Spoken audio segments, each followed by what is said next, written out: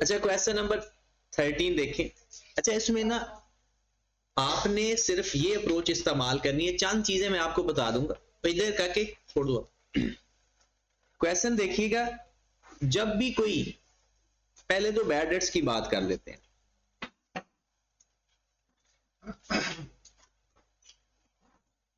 अब इसके वैसे तो कई तरीके हैं, अगर आप कहते हो कि डायरेक्ट ही हो जाए तो बैड डेट्स हमारे एक्सपेंस होते हैं, चाहे जिस तरह के भी हो, बैड डेट्स हमारे एक्सपेंस हैं, चाहे ट्रायल बैलेंस में गिवन हो, चाहे एडिशनल इंफॉर्मेशन में गिवन हो, जिसे हम कहते हैं एडजस्टमेंट। सिर्फ फर्क यह है कि जो चीज ट्रायल बैलेंस के अंदर होती है उसका एक इफेक्ट होता है, जो चीज ट्रायल बैलेंस के अंदर होती है उसका एक इफेक्ट होता है, और जो चीज एडजस्टमेंट के अंदर होती है उसके दो इफेक्ट होते हैं, मतलब उसकी पूरी एंट्री अभी एडजस्ट करनी होती है। अब जो ट्रायल बैलेंस है ये तो चला गया एक्सपेंस के अंदर सीधा सीधा, जो एडजस्टमेंट के अंदर होता है ना उसकी एंट्री क्या बनती है, bad debts to account receivable, bad debts to account receivable.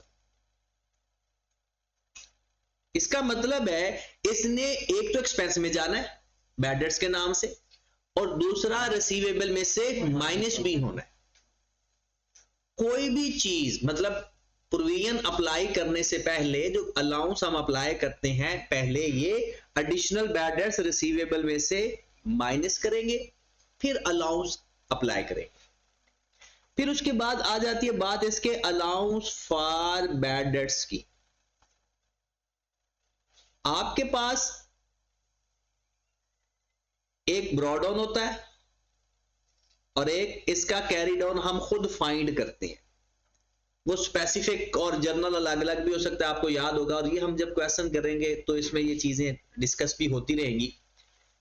अब अगर तो ये हो गया इंक्रीज, अगर इंक्रीज हो गया तो हम क्या करते हैं, जितना इंक्रीज आएगा, जितना डिफरेंस आएगा, जितना इंक्रीज आएगा,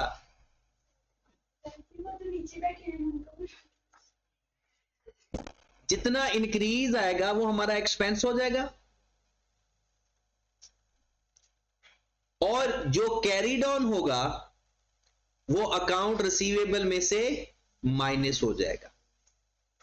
ये कैरी डाउन बनता भला कैसे है, ब्रॉडाउन प्लस इंक्रीज, ब्रॉडाउन प्लस इंक्रीज। और अगर ये डिक्रीज हो गया तो इनकम बना लेते हैं, इनकम बना लेते हैं या एक्सपेंस में से माइनस कर देते हैं, ज्यादा एक्सपेंस में से माइनस करते हैं, और कैरी डाउन को ही अकाउंट रिसीवेबल में से माइनस कर देते हैं।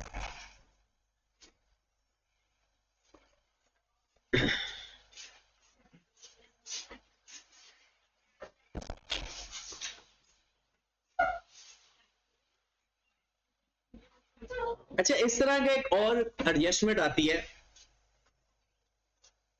एक क्वेश्चन के अंदर आपको मिलेगी भी सही, provision for stock obsolete, stock के खराब होने का अलाउंस या उसकी प्रोविजन।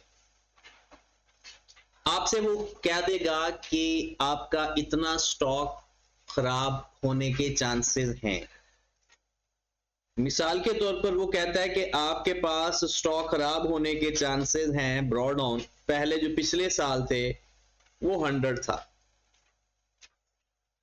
जो इस साल है वो 150 है, या ब्रॉडाउन 100 और कैरी डाउन वो क्या देता है 80, और ड्यूरिंग द ईयर वो कहता है कि स्टॉक हमारा जो खराब हो गया है, ऑब्सलीट हो गया है, जिसको हमने राइट ऑफ कर दिया, राइट ऑफ का मतलब है फेंक दिया है, वो अलग से जैसे बैड डेट्स की तरह करना है। अब वो कहता है कि अगर आपके पास ओपनिंग और क्लोजिंग गिवन हो, आपने वही देखना है, इंक्रीज है, कितने से इंक्रीज हो रहा है, कॉस्ट ऑफ सेल में जाकर ऐड कर दो। कॉस्ट ऑफ सेल हमारा एक्सपेंस होता है और अलाउंस इंक्रीज होता है तो हमारा एक्सपेंस है। और अगर डिक्रीज हो रहा है तो कॉस्ट ऑफ सेल में से जाकर माइनस कर दो। और जब आप फाइनेंशियल पोजीशन बना रहे होंगे, स्टेटमेंट ऑफ फाइनेंशियल पोजीशन, वहां पर जब आप अपना स्टॉक लिख रहे होंगे तो स्टॉक में से क्या माइनस कर देना है, कैरिड ऑन। बिल्कुल बैड डेट्स की तरह है ये। जैसे अलाउंस फॉर बैड डेट्स होता है, हम उसका डिफरेंस है वो एक्सपेंस में लिखते हैं और जो उसका जो कैरिड ऑन होता है वो क्लोजिंग स्टॉक में से माइनस कर देते हैं। इसके अलावा अब सिर्फ आपके कॉन्सेप्ट है, आपने कॉन्सेप्ट अप्लाई करना है, एडजस्टिंग एंट्री पास करनी है, एडजस्टिंग एंट्री पास करके हमने अपना काम करना। नहीं, दोनों केस में कैरिड ऑन माइनस करना है, जैसे पूर्वी अलाउंस फॉर बैड डेट्स होता है वैसे ही। एक और चीज देख लें कि होता यह है कि एडजस्टमेंट का मतलब सीख लें। हमारा ईयर एंड होता है 31 दिसंबर 2025। सपोज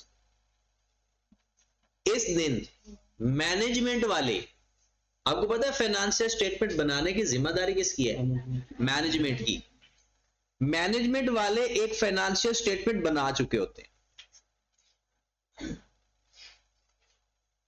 इसको बोलते हैं ड्राफ्ट फाइनेंशियल स्टेटमेंट। क्या बोलते हैं, ड्राफ्ट फाइनेंशियल स्टेटमेंट। फिर आ जाता है ऑडिटर। ऑडिटर ऑडिट करना स्टार्ट करता है और जितना टाइम भी ऑडिट करता है, जब ऑडिट कंप्लीट करके उसके बाद कुछ कार्रवाई होती है, कुछ फॉर्मेलिटीज होती हैं, फिर उसके बाद पब्लिश होती है पब्लिक को। मिसाल के तौर पर पब्लिश होती है 31 मार्च 2026। अब इस ईयर एंड से लेकर पब्लिश होने की डेट तक, क्या ये फिक्स डेट है, नहीं, ये डिपेंड करता है बिजनेस के ऊपर। अगर पब्लिश डेट के दौरान अगर कोई ऐसी चीजें अक्कर हो रही हैं तो उसके बारे में स्टैंडर्ड दो बातें कहता है आपने ये चेक करना है कि वो एडजस्टिंग इवेंट है या नॉन एडजस्टिंग इवेंट है। एडजस्टिंग इवेंट है या नॉन एडजस्टिंग इवेंट। जी अभी तो कोई बात खत्म नहीं हुई, अभी तो बात शुरू हो रही है, ठीक है। देखिए हमारा ईयर एंड जो भी हो, ईयर एंड के बाद मैनेजमेंट ड्राफ्ट फाइनेंशियल स्टेटमेंट बना देती, मतलब अपनी वो कार्रवाई पूरी कर लेती, ऑडिटर आकर चेक करेगा।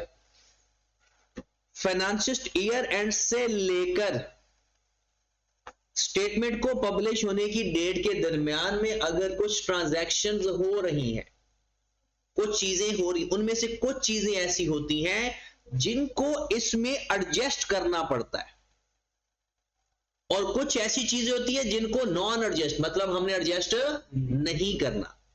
हमारे सिलेबस में एडजस्टिंग इवेंट या नॉन एडजस्टिंग इवेंट को रिकॉग्नाइज करना नहीं है, ये जाकर आप लोग पढ़ोगे IAS 10 के अंदर, ठीक होगी बात। बट यहां पर ये जरूर है कि यहां पर जो एडजस्टिंग इवेंट है वो हमें बताए होंगे। जैसे वो कहेगा कि जनाब आपके पास यहां पर एक डेटर है, यहां पर डेटर पड़ा हुआ है 700 का, लेकिन यहां पर हमें जाकर पता चला कि वो तो बैंकक्रप्ट हो गया। वो कहता है अगर आप आज भी पता चला ना 3 महीने बाद, तो आप उसको जाकर एडजस्ट करें, अपने डेटर की वैल्यू कम करें, राइट ऑफ करना है तो जाकर राइट ऑफ करें। हालांकि वो कब पता कब चल रहा है, ईयर एंड के बाद, लेकिन क्योंकि वो एडजस्टिंग इवेंट है तो उसको हमने एडजस्ट करना है। कौन से एडजस्टिंग इवेंट होते हैं कौन से नहीं, ये हमारा ताल्लुक है ही नहीं। वो जाकर हम IAS 10 में पढ़ेंगे, वो एक लिस्ट है कि ये चीजें अगर अक्कर हो तो एडजस्ट करना है, और ये चीजें अगर हो तो एडजस्ट नहीं करना। दो चीजें मैं आपको बता दूं जो कि हमेशा एडजस्टिंग इवेंट है आपके लिए, वो एक है बैड डेट्स और दूसरा है lower of cost and NRV. अगर आपको स्टॉक के बारे में पता चलता है, स्टॉक आपके पास पड़ा हुआ है और बाद में खराब होने के चांसेस है या खराब था, तो उसको भी एडजस्ट करेंगे। और अगर कोई बैड डेट्स का मसला आ जाता है तो उसको भी हमने एडजस्ट करना है, चाहे पता हमें बाद में ही क्यों ना लगे। लेकिन एक शर्त है, वो स्टॉक और वो डेटर इस दिन आपके पास मौजूद होने चाहिए। उस दिसंबर वाली डेट में वो बैलेंस आपकी बुक्स के अंदर आना चाहिए। बाद में अगर पता चल रहा है कि वो बैड डेट्स हो रहे हैं या स्टॉक खराब हो रहा है, तो वो आपने एडजस्ट करना है। अब बातें सारी खत्म, अब सिर्फ सवाल है। सवाल को बड़े प्यार और ध्यान से पूरा एक हफ्ता आपको चाहिए होगा इन 3 टॉपिक्स के ऊपर कमांड हासिल करने के, लेकिन उसके लिए फिर आपको कंप्रोमाइज नहीं करना। आपने हर हाल में, बल्कि अब जब तक आपके एग्जाम नहीं होते ना, आपने 2 सवाल हर हाल में इसके करने ही करने, एग्जाम तक करते ही रहना है, क्योंकि पहला पेपर ही यही है हमारा। तो चाहे जो भी हो जाए, क्योंकि ये 35 नंबर है हमारे, और 35 नंबर अगर 30 नंबर भी, चलो मिनिमम लिमिट भी अगर हम देखें तो 30 नंबर तो है। उन 30 नंबर में ये तीनों टॉपिक एक ही तरह के हैं। 15-15 के 2 सवाल आ सकते हैं, 20 10 का, उसके बाद 22 8 नंबर भी हो सकते हैं, 12 18 भी हो सकते हैं। मतलब 30 नंबर वो इस तरह से कवर करेगा हमारे।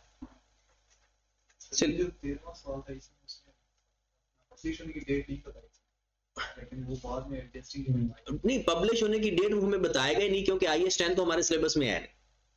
लेकिन ये बात याद रखिए कि 2-3 महीने होते हैं, 2-3 महीने होते हैं। चले अब ये सवाल तसल्ली से करना है हमने, प्रेशर में नहीं। आप तैयारी आपकी हो चुकी है, तैयारी के लिए आपके जो ये 3 टॉपिक्स हैं, ये और नॉन करंट एसेट्स, ये जो चीज है ना, इसको हमने एज अ बोनस के तौर पर रखा। इसलिए अगर आप अभी प्लान कर लो, अगर अभी ठहर जाते हैं, अभी आपकी लॉ की क्लास एकदम खत्म हो जाए, मैं कहता हूं, ताकि ना वो जो उसकी क्लास का टाइम है वो आपका सेव हो जाए, तो फिर हम साथ स्टार्ट कर देंगे अपनी वो रिवीजन जो है नॉन करंट एसेट्स की। वो नॉन करंट एसेट्स 10 दिन में हमारे तैयार हो जाएंगे। वो देखते हैं कि एक्स्ट्रा क्लास करनी है या अभी अगर 3-4 दिन वेट कर लिया ना हमने, तो फिर तो हमारा ये काम ही कंप्लीट हो जाएगा। वो सारे वो अब नहीं कुछ रहा है, अब इसके अंदर ही आधा 38 हो जाएगा आपका। क्वेश्चन देखिएगा जरा,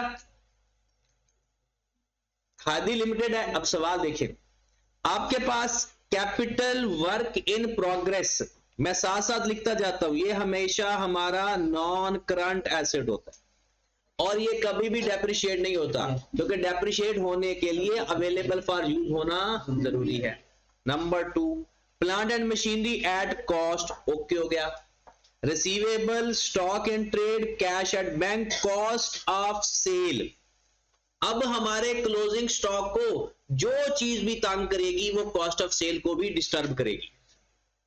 जब cost of sale trial balance के अंदर आ जाए, तो अगर क्लोजिंग स्टॉक के अंदर कुछ चेंज लाएंगे तो वो कॉस्ट ऑफ सेल को भी चेंज करेगा। अगर ये क्लोजिंग स्टॉक बाहर पड़ा होता, कॉस्ट ऑफ सेल अभी फाइंड ना हुई होती, हम खुद फाइंड करते, तो सिर्फ क्लोजिंग स्टॉक को सही करते, क्योंकि वो खुद ही कॉस्ट ऑफ सेल को एडजस्ट कर देता है। कल वाले सवाल में हमने देखा भी था, admin expenses, share capital, retained earning, accumulated depreciation, trade payable 10%, long term loan, allowance for bad debts 99%। जो allowance for bad debts given होता है, ये कौन सा होता है? ब्रॉड, और आपको दे दी सेल्स। सबसे पहले no depreciation has been charged, okay, हम का चार्ज करेंगे, बिल्कुल वैसे चार्ज करेंगे जैसे हम डेप्रिसिएशन फाइंड करने का हमें तरीका आता है। कैश फ्लो के अंदर मैक्सिमम लेजर से डेप्रिसिएशन फाइंड होती है, फाइनल अकाउंट के अंदर मैक्सिमम वर्किंग करके फाइंड होती है। कौन सी वाला working? Broad on minus disposal, addition और डिस्पोजल।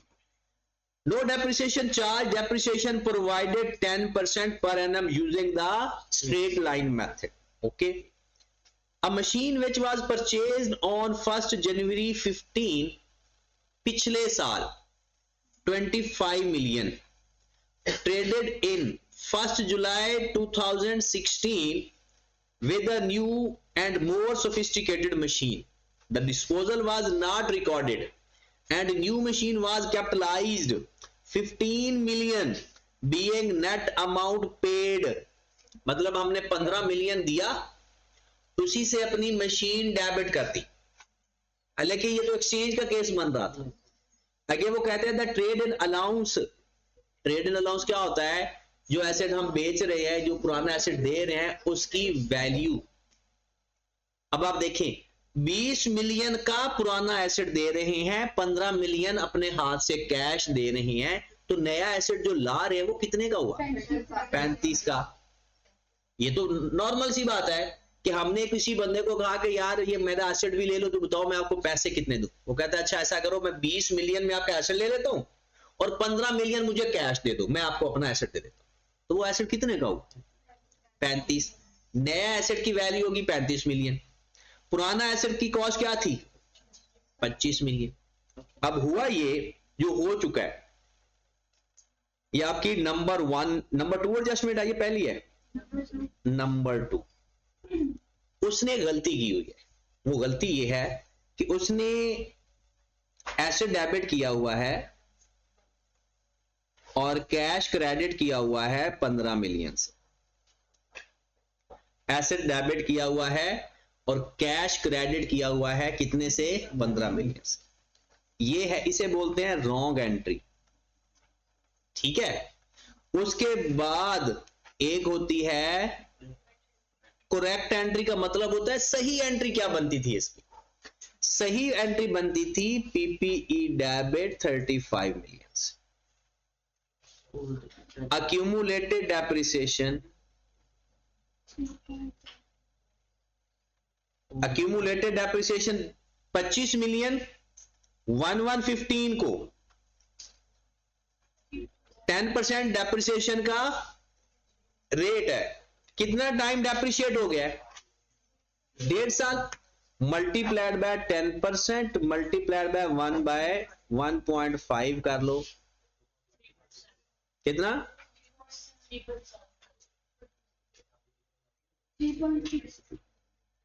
2.5 और उसमें 6 महीने की ऐड कर दें, 3.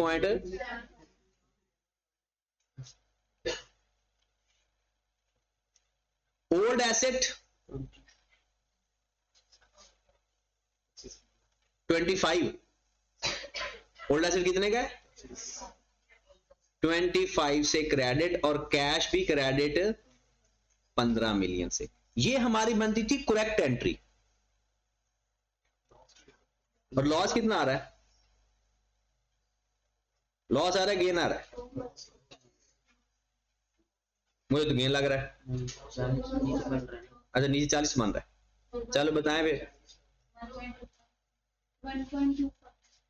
1. अभी इसको, ये करेक्ट एंट्री है। अब हमने इसको करना है रेक्टिफाई। देखिए कैश क्रेडिट करना था और 15 से हुआ भी हुआ है। कैश को क्रेडिट ही करना था, वो ओके है, कैश में कोई गलती। इसका मतलब है हम भी फाइनेंशियल स्टेटमेंट बनाते वक्त कैश को ठीक नहीं करेंगे। पीपीई को डेबिट करना था 35 मिलियन से, उसने कितने से किया हुआ है? 15 मिलियन से। कितनी अमाउंट हो गई? पीपीई 20 से हम इसको कर दें accumulated depreciation 3.75, लॉस 1.25 और पीपीई 25। इसको बोलते हैं रेक्टिफाई। अच्छा आप पीपीई डेबिट भी हो रहा है, क्रेडिट भी हो रहा है, तो आप नेट भी कर सकते हो। रेक्टिफिकेशन के अंदर अगर आपकी सेम चीजें डेबिट और क्रेडिट पर आ रही हैं तो आप उसको नेट ऑफ कर सकते हो। ठीक है, लेकिन अभी हम इसी तरह से रखते हैं इसको। अब आप देखिए इसका करेंगे क्या? ये 1.25 कहां जाकर लिखोगे? एक्सपेंस में। डेप्रिसिएशन के अंदर गलती नहीं है क्योंकि उसने अभी डेप्रिसिएशन चार्ज की ही नहीं थी। पहले पॉइंट के अंदर क्या लिखा हुआ है? No depreciation charge. अगर वो डेप्रिसिएशन चार्ज कर चुका होता हम डेप्रिसिएशन भी ठीक करते हैं। एसेट डेबिट हो रहा हो तो डेप्रिसिएशन चार्ज कर देते हैं, एसेट क्रेडिट हो रहा हो तो डेप्रिसिएशन रिवर्स कर देते हैं। लेकिन ये तो अभी डेप्रिसिएशन उसने चार्ज की ही नहीं। हमने क्या करना है, अपने एसेट्स में जाकर 20 से एक तरह से अपना एसेट और ऐड कर देंगे और 25 से अपना एसेट माइनस कर देंगे और बिल्कुल नॉर्मल डेप्रिसिएशन नॉर्मल तरीके से फाइंड करेंगे जैसे वर्किंग से करते हैं। हाँ, अगर वो डेप्रिसिएशन फाइंड कर चुका होता, 20 की डेप्रिसिएशन हम मजीद ऐड कर देते और 25 की डेप्रिसिएशन हम रिवर्स कर देते। लेकिन उसने पहले पॉइंट के अंदर लिखा है डेप्रिसिएशन तो मैंने चार्ज ही नहीं की, तो डेप्रिसिएशन में आने वाली गलती अभी नहीं हुई क्योंकि डेप्रिसिएशन हम सही फाइंड कर लेते हैं। खत्म होगी बात। अब मैं डेप्रिसिएशन फाइंड करवा लूं, अगर आगे नॉन करंट एसेट नहीं है तो आगे किसी जगह ये वाला नॉन करंट एसेट नहीं आ रहा तो हम डेप्रिसिएशन फाइंड कर लेते हैं। अभी सिर्फ हमने ये एक लॉस रिकॉर्ड करना है, एक प्रॉपर्टी प्लांट एंड इक्विपमेंट के अंदर वो हम सिंपल नॉर्मल तरीके से हल कर लेते हैं। अगर एसओपीएल बनाना तो डेप्रिसिएशन फाइंड कर लेते हैं। चले जी, क्योंकि हम पेपर में अभी नहीं है ना, पेपर में तो कुछ भी हो सकता है।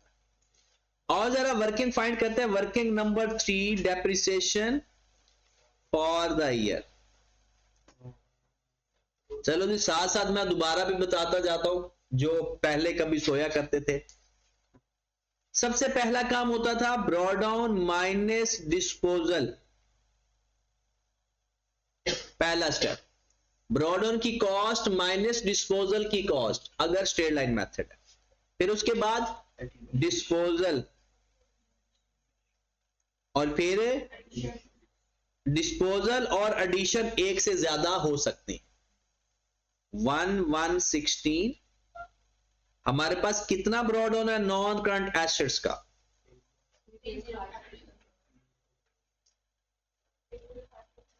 305।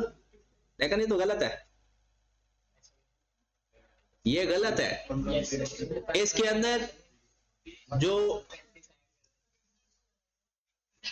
305 के अंदर कितना ऐड किया हुआ? पहले 15 ऐड किया हुआ है, क्योंकि उसने कहा था कि जो रिकॉर्डिंग की हुई है, जो उसने रिकॉर्डिंग की है, कहता है कि आपके पास 1 जनवरी को ये काम हुआ है तो आपने सिर्फ 15 मिलियन एसेट की कॉस्ट में ऐड किया हुआ है और हमने ये देखना है ब्रॉ डाउन कितना था। ब्रॉ डाउन कितना होगा? ये 15 मिलियन जो उसने ऐड किया हुआ निकाल दो। इस 305 में पहले तो 15,000 माइनस करें, कितना बच गया बाकी? 2 लाख। असल आपका ब्रॉ डाउन ये है, असल ब्रॉ डाउन 2,90,000 है। अब सवाल आपका शुरू हो गया, क्योंकि उसने जो ये जो 15,000 इसके अंदर ऐड किया हुआ, ये तो बाद में ऐड हुआ है ना। अब हमने क्या करना है, 2,90,000 minus 25,000 multiplied by 10%। Got it? ये बात समझ लगी? yes, हमारे पास 3,05,000 के टोटल एसेट पड़े हुए थे। एडजस्टमेंट से पता चला कि 15,000 उसके अंदर ऐड किया हुआ है 1 जुलाई को।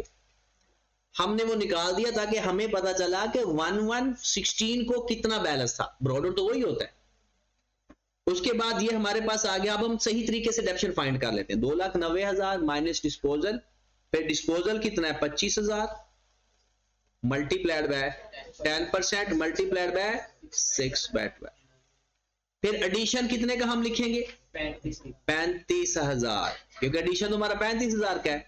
Multiplied by 10% multiplied by 6 by, ये जो ऊपर वाला 6/12 है ये गुजरा हुआ है और जो नीचे वाला 6/12 है ये आने वाला है। एडिशन का आने वाला टाइम लेते हैं और डिस्पोजल का गुजरा हुआ टाइम लेते हैं। हमारा आंसर आ गया। ये हमारी आ गई डेप्रिसिएशन फॉर द ईयर। कितना? 465 265 00 1250 175 टोटल 295 ये क्वेश्चन ज्यादा अच्छा होता अगर वो कहता है डेप्रिसिएशन वो ले चुका है, तो फिर हम सिर्फ डेप्रिसिएशन ठीक करते, फिर डेप्रिसिएशन दोबारा से फाइंड करने की जरूरत नहीं थी। सिर्फ रेक्टिफिकेशन ऑफ एरर के अंदर जो एसेट्स की वैल्यूज पड़ी थी ना, उनके ऊपर डेप्रिसिएशन लेकर चार्ज या रिवर्स कर देते, खत्म होगी बात ही। डेप्रिसिएशन फॉर द ईयर हमारी क्या करेंगे, इसको अदर एक्सपेंस में भी लिखेंगे और अक्यूमुलेटेड डेप्रिसिएशन के अंदर जाकर ऐड भी करेंगे अगर फाइनेंशियल पोजीशन बनाए तो। ठीक होगी बात। नेक्स्ट पॉइंट पे जाए, ये हमारे पास दूसरी एडजस्टमेंट भी हो गई कंप्लीट।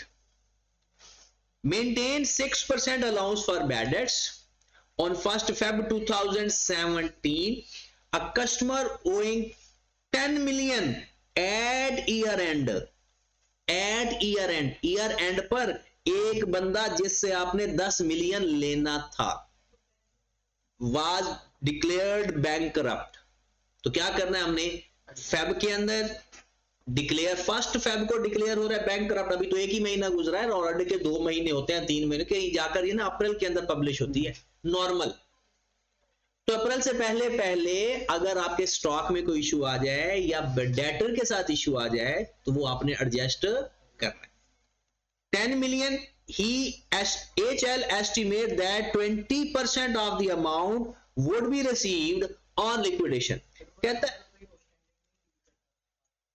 है IS 10 डील करता है, IS 1 पर है तो IS 1 पर सारे स्टैंडर्ड अप्लाई होते। ये जो हमने अभी डेफिनेशन ली है इस पर तो IS 16 अप्लाई होता। हाँ नहीं पढ़ा ना, लेकिन प्रोविजन फॉर बैड डेट्स तो है ना हमारे सिलेबस में, वो हमने इंटर में पढ़ा था जब हमने नहीं पढ़ा था। तो ये बैड डेट्स की प्रोविजन और NRV ये चाहे साल के बाद भी पता चले, लेकिन उसका ईयर एंड पे मौजूद होना जरूरी है। जो चीज मौजूद है ईयर एंड में, बाद में 1-2 महीने पब्लिश स्टेटमेंट्स पब्लिश होने से पहले पता चल जाए तो उसको एडजस्ट करते हैं। चलें जी, 6% आपका अलाउंस है, 20% कहता है कि पैसे मिल जाएंगे, इसका मतलब है 10 का 80% फिर आप कर दो। और जो डिक्लेयर बैंकरप्ट हो जाए, याद है बैड डेट्स की क्या निशानियां थी, बैंकरप्ट हो जाए, डेथ हो जाए एमिग्रेशन के केस में, और अनसाउंड हो जाए, ये सारी निशानियां हैं बैड डेट्स करने की। और अलाउंस की क्या निशानियां होती थी, फाइनेंशियल क्राइसिस आ जाए या डिस्प्यूट ऑन इनवॉइसेस हो। अलाउंस क्रिएट करने के 2 और बैड डेट्स करने की मेन जो बुक के अंदर लिखी हुई थी वो 3 थी। ये कितना आ गया, 8। अब 8 मिलियन हमारा बैड डेट्स कंफर्म हो गए। अब हमने इसकी उसी तरह से काम करना है। एडजस्टमेंट नंबर 3 है या 4 है, मैं यहां पर लिख देता हूं। आपके पास रिसीवेबल कितने पड़े हुए हैं, अकाउंट रिसीवेबल 61400 और अलाउंस पहले कितना है 5000। तो याद रखें, पहले तो आप लोग ना अपने बैड डेट्स फाइंड करो ना। 10,000 का 80% जो कि कितना आ गया 8,000।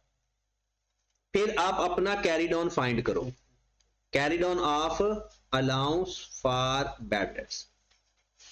ये सब कुछ इस तरह से लिखने की भी जरूरत नहीं है, आप डायरेक्ट भी कर सकते हो इसकी कैलकुलेशन। 61400 minus 8,000 multiplied by 6%। दोबारा सुनिएगा एक दफा बाद, अगर बैड डेट्स ट्रायल बैलेंस के अंदर होना तो यहां पर माइनस नहीं करेंगे, ट्रायल बैलेंस के अंदर हूं तो वो माइनस हो चुके होते। अगर एडिशनल इंफॉर्मेशन में गिवन हूं तो माइनस करके अलाउंस देना, क्योंकि वो अभी एडजस्ट करने होते। कितनी अमाउंट आ गई 3204। ये आप हमारे पास आ गया कैरी डाउन। और हमारे पास ब्रॉड डाउन कितना पड़ा हुआ है 5000। हमारा अलाउंस कम हुआ या ज्यादा, कम हुआ। Decrease in allowance for bad dates. ये सब कुछ लिखने की जरूरत नहीं है, आपको सिखा रहा हूं। आप डायरेक्ट कर सकते हो, वो डायरेक्ट का तरीका भी बताता हूं। कितना? 1796, 1796। पेपर में आप कैसे लिखोगे? अच्छा, अगर आप आगे क्वेश्चन के अंदर जाओगे ना, तो एडमिन एक्सपेंसेस के अंदर भी बैड डेट्स लिखे होंगे, क्योंकि ज्यादातर वो सेलिंग एक्सपेंस में लिखी जा रहा है, तो हम भी सेलिंग, अगर वो खुद कह दे कि इसमें लिखना है तो फिर ठीक है, लेकिन इस गलती को वो कंसीडर नहीं करता, चाहे आप एडमिन में लिख देना चाहे आप सेलिंग। हाँ, जब वो खुद कह दे फिर वो गलती कंसीडर करेगा कि अगर उसने सेलिंग कह दी और हमने एडमिन में लिख दिया। अब लिखने का तरीका 2-3 है। तरीका नंबर 1, उनमें से फिर एक तरीका बता देना जिसको हम आगे साथ लेकर चलेंगे। अब एडमिन एक्सपेंस के अंदर बैड डेट्स के नाम से 8000 लिख दो और अलाउंस फॉर बैड डेट्स के नाम से 1796 माइनस कर दो। एडमिन एक्सपेंस के अंदर 1796। नंबर 2, अब ऐसा कर दो कि bad and allowance for bad dates लिखकर 8000 माइनस 1796, क्योंकि प्रोविजन कम हो तो माइनस करते हैं, अलाउंस बढ़े तो प्लस करते हैं। ये डायरेक्ट जो आंसर आएगा नेट करके लिख। तीसरा तरीका, bad and allowance for bad dates. आप बैड डेट्स लिखोगे प्लस कैरिड ऑन लिखोगे। कैरिड ऑन कितना है इसका? 32 माइनस ब्रॉड ऑन लिखोगे, और अगर minus recovery of bad debts हो तो वो लिखोगे। जो आंसर आएगा, पॉजिटिव आ गया तो प्लस हो जाएगा एक्सपेंस के अंदर, नेगेटिव आ जाए तो माइनस हो जाएगा। इन 3 तरीकों में से जो तरीका आपको पसंद आता है आपने पेपर में प्रेजेंट कर देना। करना ये सेलिंग एक्सपेंस के अंदर है, बट एडमिन एक्सपेंस के अंदर भी ये होता है। ठीक होगी बात? ये ना कहना कि वो भी नाराज हो वो भी ना, उधर भी लिख दो उधर भी लिख दो। लिखना किसी एक साइड पर। तो इसका जो भी आंसर आ रहा है, नेट करके कितना आंसर आ रहा है? 62। ये हम एडमिन एक्सपेंस के अंदर या सेलिंग एक्सपेंस के अंदर जाकर एस्टिमेट है। रिकवरी का मतलब है जो चीज पहले राइट ऑफ हो गई है वो रिकवर हो, उसे कहते हैं recovery of bad debts. Allowance की रिकवरी को रिकवरी नहीं कंसीडर करते। नेक्स्ट, ये हमारी adjustment number 3। Adjustment number 4, long term loan 75 million was obtained on 1st January 16 to finance the capital work in progress। कहता है कैपिटल वर्क इन प्रोग्रेस के लिए हमने 75 million का लोन लिया। HL correctly capitalized the finance cost on such loan in accordance with IS 23। कहता है IS 23 के तहत उसने बिल्कुल सही कैपिटलाइज किया हुआ है। तो बस ठीक है, फिर हम कुछ भी नहीं करेंगे, हम फाइनेंस कॉस्ट फाइंड करके एक्सपेंस में लिखने की अब जरूरत, क्योंकि ये तो एक्सपेंस है ही नहीं। उसके बाद ऑन जनवरी 1, 2016 ये आपका पॉइंट सारे का सारा IS 38 आ गया। देखिए आपका ये तो अभी उसने जो सवाल दिए ना बड़े बेसिक से दिए हुए, पेपर में तो बड़े अच्छे सवाल बना सकता है। ये जो आप लोगों के डिफरेंट टॉपिक्स के एक्सट्रैक्ट हैं वो यही तो है। मतलब जो हम एक्सट्रैक्ट बनाते थे IS 41 के, IS 38 के कह लें, IS 20 के कह लें, वो जो एक्सट्रैक्ट वाली चीजें हैं वो स्टेटमेंट के अंदर नहीं लिखते।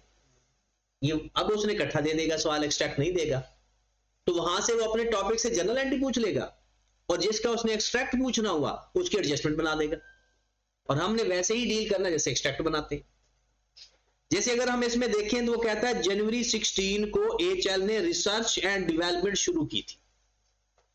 1 मई मतलब 4 महीने बाद recognition criteria for capitalization was met. जब वो कह देता है ना तो फिर हमने रिकॉग्निशन क्राइटेरिया नहीं लगाना। The product was launched on 1 November. HL incurred 20 million from the commencement. कहता जिसने रिसर्च शुरू की तब से लेकर लॉन्चिंग तक 20 मिलियन का खर्चा है। And charged it cost of goods sold, और किसके अंदर लिखा हुआ है? कॉस्ट ऑफ सेल के अंदर। पहले तो वहां से 20 मिलियन माइनस कर। It is estimated that useful life is 20 years. It may be assumed all cost accrued evenly throughout the year. इसका मतलब है हर महीने की कॉस्ट बराबर बराबर। कब कंप्लीट हुआ? 1 नवंबर को। कितने महीने टोटल लग गया? 10 महीने। अब पहले 4 महीने तो रिसर्च फेज है, तो 20 मल्टीप्लाइड बाय 4/10 कितना आ गया? ये तो चला जाएगा एसओपीएल के अंदर। फिर उसके बाद 20 मल्टीप्लाइड बाय 6/10 12 हो जाएगा कैपिटलाइज। और क्योंकि ये अवेलेबल फॉर यूज किस दिन हुआ? 1 नवंबर को, तो आगे 2 महीनों की इसकी डेप्रिसिएशन भी आएगी, divided by 5 multiplied by 2/12। Amortisation 20 life है, 2/20। अच्छा, लाइफ 20 है, 2/12 कितना? 0.1, मतलब 100 आ गया अमोर्टाइजेशन। नेक्स्ट वो कहता है कि on 1 December the recoverable amount of the development expenditure is 10 million. कहता है इसी अमाउंट की जब हमने साल के एंड पे इंपेयरमेंट टेस्ट लगाया तो उसकी recoverable amount 10 million. Impairment test कैसे लगाते हैं याद है? कैरिंग अमाउंट और रिकवरेबल अमाउंट को कंपेयर करते हैं। अगर कैरिंग अमाउंट एक्सीड कर जाए तो देखिए जरा, वो कहता है रिकवरेबल अमाउंट आपके पास टोटल कॉस्ट कितनी थी? 12, टोटल 12 है ना, 1200 लिख देते हैं, माइनस कितना? 100 आ जाएगा। 11,000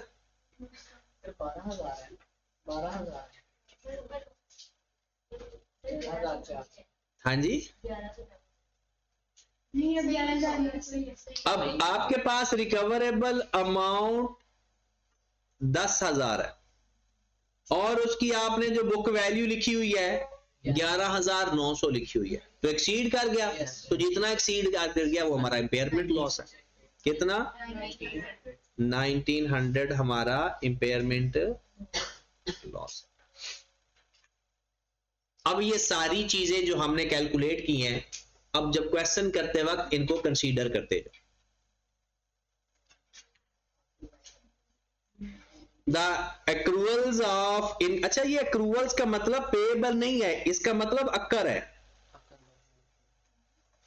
इस एक्रूड का मतलब एक हम नहीं पढ़ते एक्रूड एक्सपेंस, वो जो एक्रूड का लफ्ज होता है उसका मतलब क्या होता है? अक्कर हो चुका है।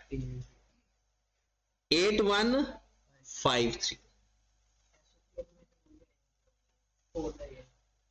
एसओपीएल में फॉर द ईयर आएगा।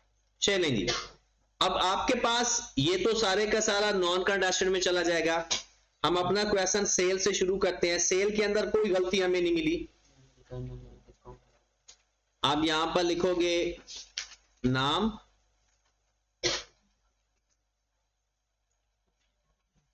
Statement of comprehensive income for the year ended 31st December 2016, rupees in 1000।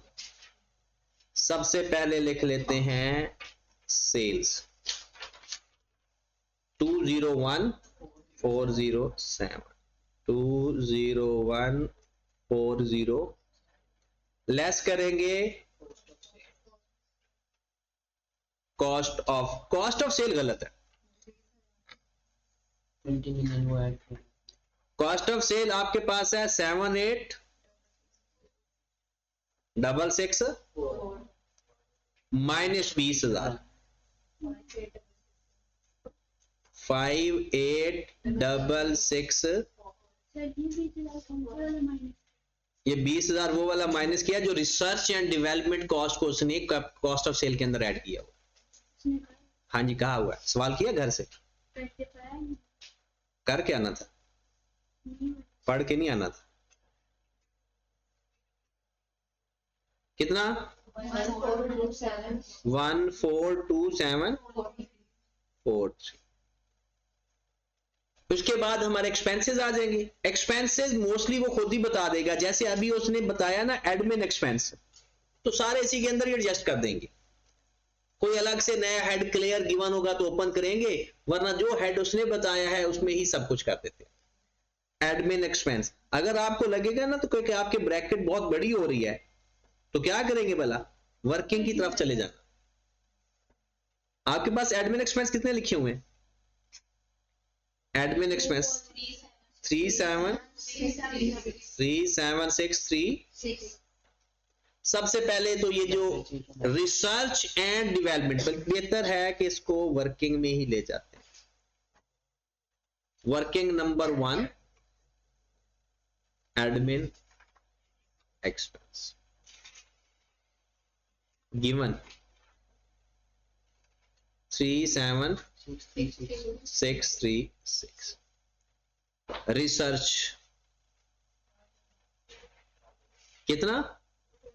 8,000 निकाला था रिसर्च कॉस्ट। उसकी अमोर्टाइजेशन भी लिख लेते हैं साथ ही ताकि भूल ना जाए बाद में।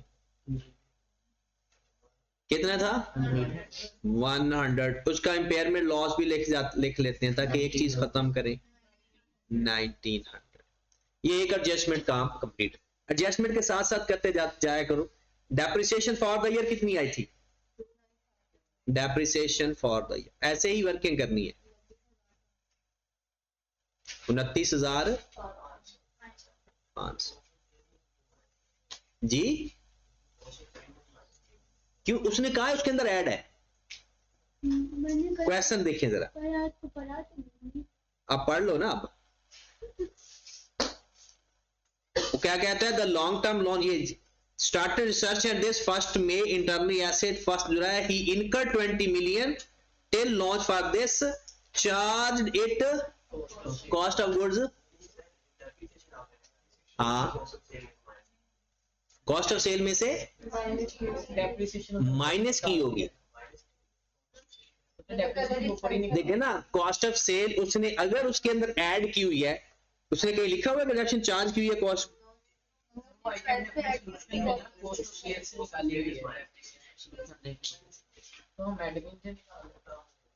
उसने कॉस्ट ऑफ सेल में ऐड की हुई है माइनस की हुई?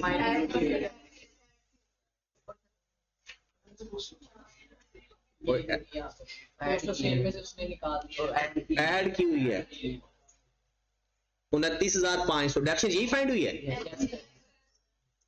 उसने कोई डेप्रिसिएशन के बारे में बात बताई है कि एक में डेप्रिसिएशन है किसकी?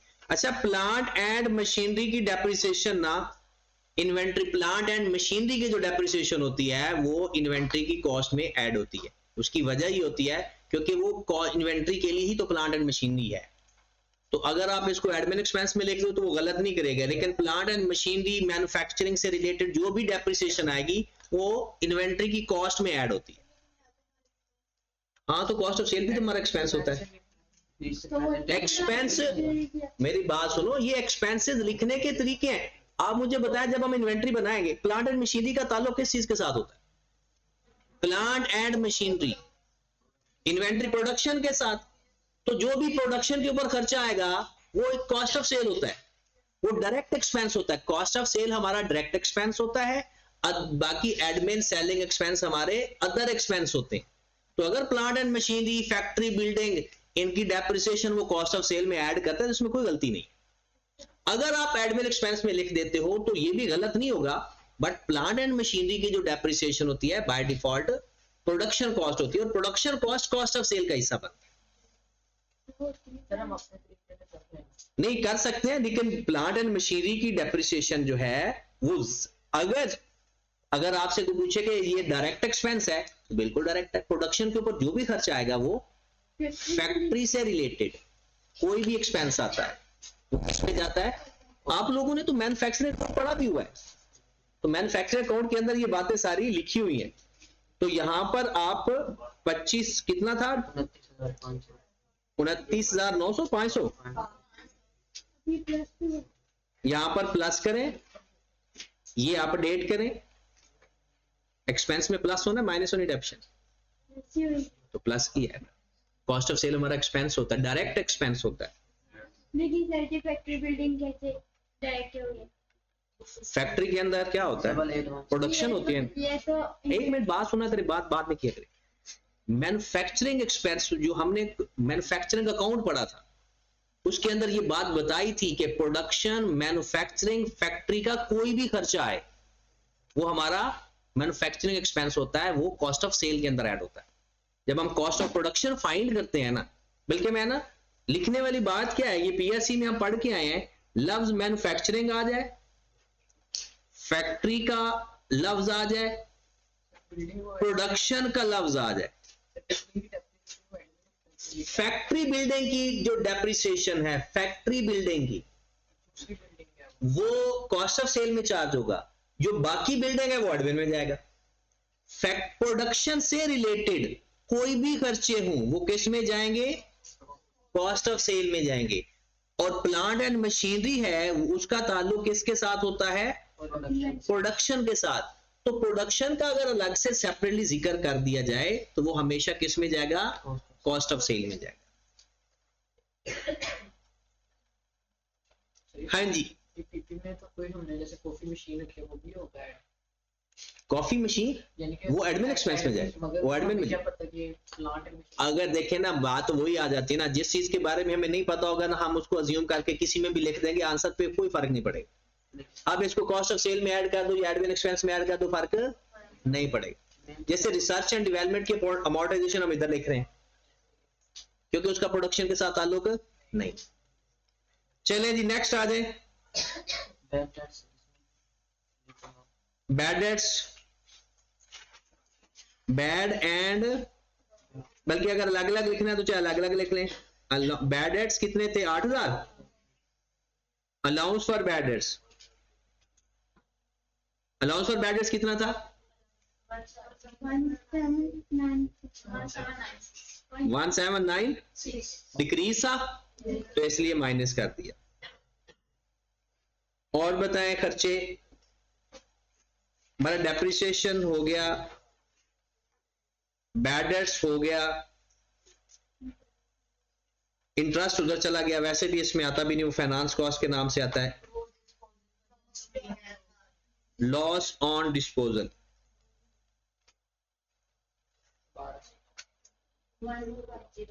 1250, और कोई एक्सपेंस है तो बताएं वरना इसको ऐड कर।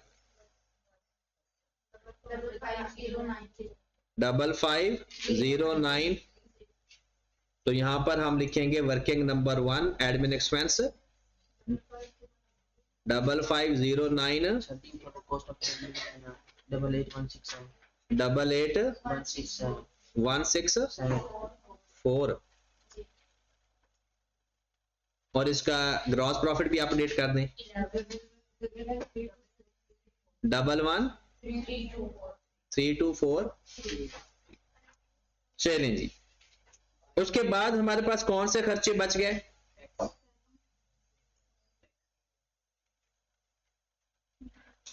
यहां से आप देख लें, ये हमारे स्टॉक हो गया, कॉस्ट ऑफ सेल हो गई, एडमिन एक्सपेंस हो गया, रिटेन अर्निंग, अक्यूमुलेटेड ऑप्शन का करना नहीं, इसका इंटरेस्ट नहीं लेना, प्रॉफिट बिफोर टैक्स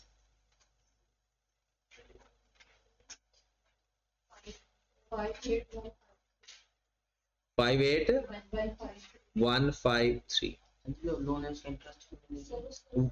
लोन का इंटरेस्ट उसने कहा था वो specifically capital work in progress के लिए है, और उसने बिल्कुल सही सलामत उसको उसमें जाकर ऐड किया हुआ। टैक्स, टैक्स कितना है 8153, नेट प्रॉफिट 50। इसके अलावा अगर रिवैल्यूएशन सरप्लस होता तो हम एक और हेड बनाते अदर कंप्रिहेंसिव इनकम के नाम से और उसको भी इसके अंदर ऐड कर देते। हाँ जी, ये आपका टोटल सॉल्यूशन है, इसमें आप देख लें। अगले सवाल पे चलते हैं।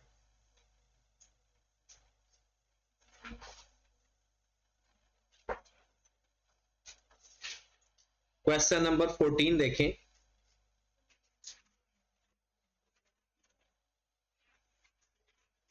जी 14 कितना हुआ था? चलें एक दफा मैं पढ़ देता हूं ताकि ना अगर उसमें कोई इशू आता है उसको डिस्कस कर लेते हैं। हाँ जी, MLL दिसंबर 19, इसका भी स्टेटमेंट ऑफ कॉम्प्रिहेंसिव इनकम बनानी थी बस।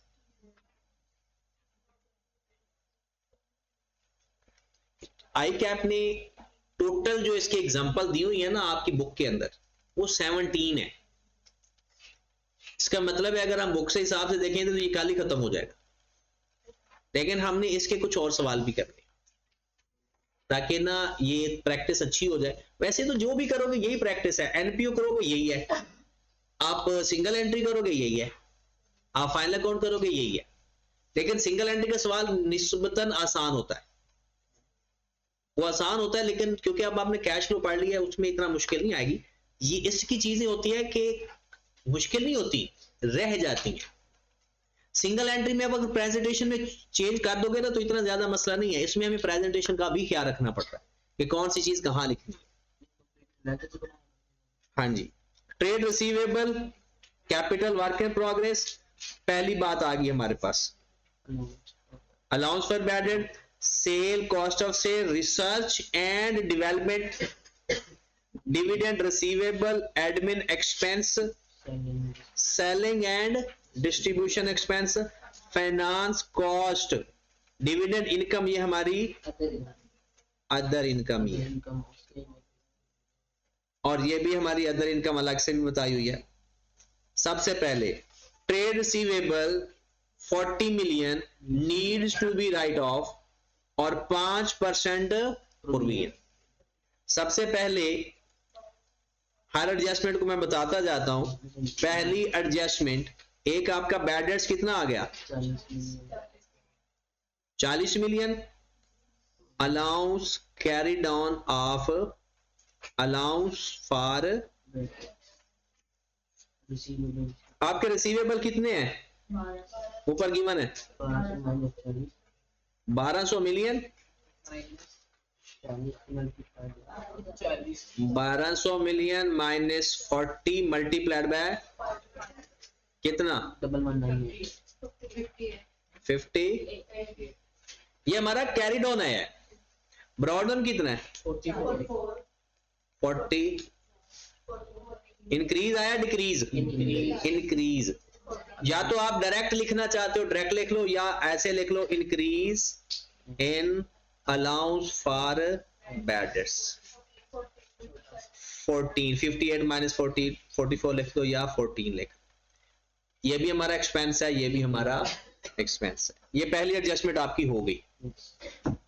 Number 2, capital work in progress include 84 million interest, specifically acquired bank loan during the year. However, interest 16 million earned by investing surplus fund available from the bank loan has been included in other income. अब ये जो 16 million है ये other income में नहीं होना चाहिए, other income में से माइनस करके जाकर हमने कैपिटल वर्क इन प्रोग्रेस में से माइनस करना है, वो तो हमने करना ही नहीं है।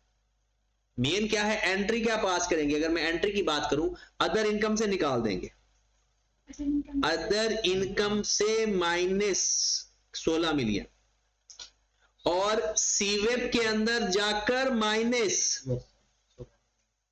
अगर हम फाइनेंशियल पोजीशन भी साथ बनाएं तो ये कैपिटल वर्क इन प्रोग्रेस से भी माइनस होगा, क्योंकि उसके अंदर ना टोटल इंटरेस्ट ऐड हुआ है। हालांकि हम तो सरप्लस फंड का इन्वेस्टमेंट का माइनस करके करते हैं IAS 23 के मुताबिक। नंबर 3,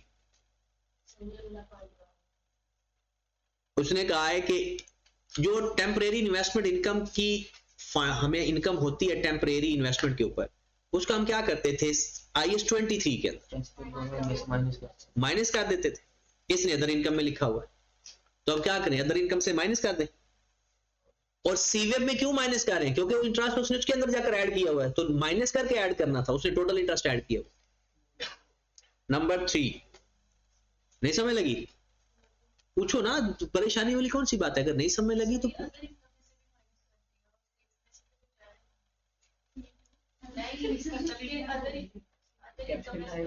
देखिए ना, इसने माइनस होना था सीवेब की कॉस्ट में से। आप ऐसे लिखते थे ना, कॉस्ट इनकर्ड सीवेब की, और प्लस करते थे इंटरेस्ट और माइनस करते थे टेम्परेरी इन्वेस्ट। उसने यहां से माइनस नहीं किया, अदर इनकम में लिख दिया।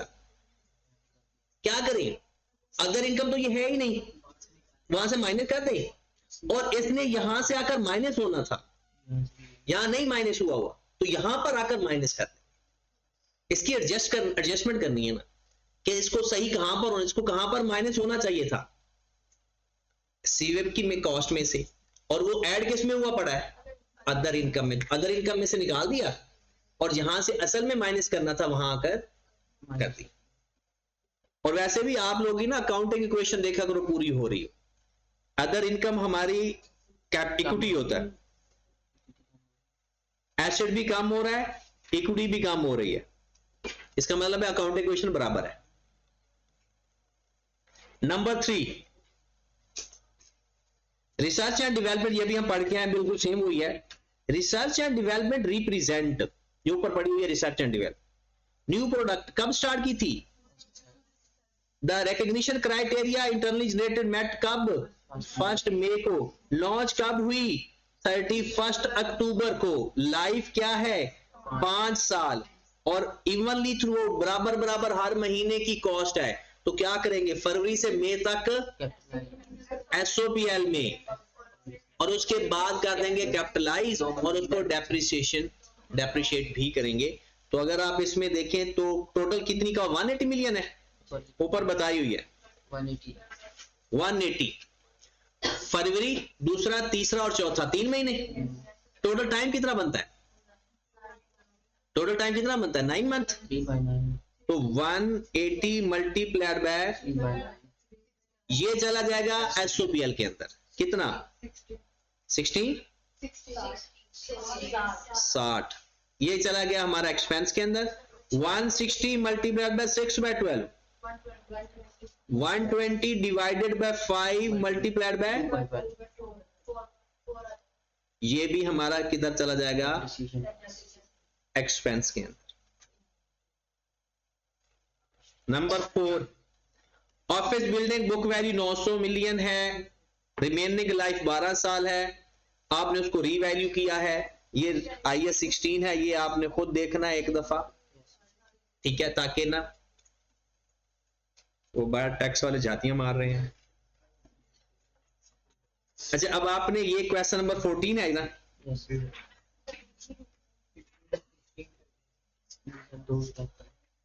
14 तो अभी आपने कर लिया था ना, बेसिकली तो 15 और 16 ही है ना, तो ये आपने करके आने हैं, तो कल इंशाल्लाह